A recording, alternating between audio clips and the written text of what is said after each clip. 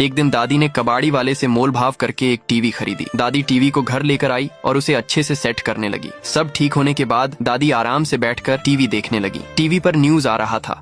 आज का ताजा खबरमकल गांव में एक चमत्कारी चांदी का अंडा मिलेगा। किसी एक को ही मिलेगा जिसका किस्मत अच्छा होगा।